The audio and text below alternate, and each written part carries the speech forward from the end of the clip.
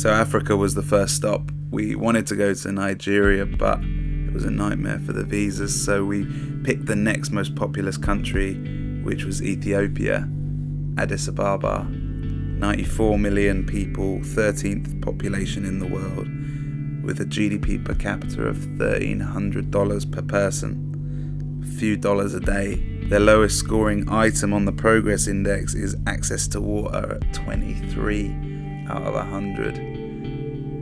I feel like Addis is like the soul of the Solvi brand, the part of our global village that needs the most obvious and direct attention. It felt pretty awesome putting Africa first on our list as we travelled around the world. I feel like it framed the rest of everything we saw with an appropriate context. I feel like for everybody else that we met with and jammed with around the world, they also had a helpful context to see their own problems in. And we can all hold our own problems up in the mirror of Addis.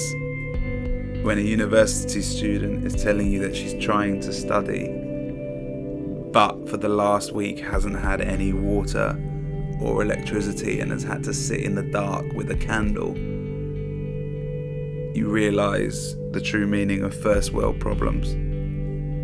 It's not that the problems that people in other parts of the village are experiencing aren't as important. It's just that when you hold them up all in a row, you can begin to see that we've got the solutions to some of these problems, and for that reason they should not exist any longer. Why have those solutions not made it to these places, to this part of the village, when we're living in such a small place together? And that is where frustration and anger comes from, but also the beauty of seeing the next generation breathe life into their vulnerable dreams for the first time. Addis for me, I think, was the most special stop. I was born in Africa, I have a special attachment to it, and Ethiopia breathed life into my dream, and for that I'll always be thankful.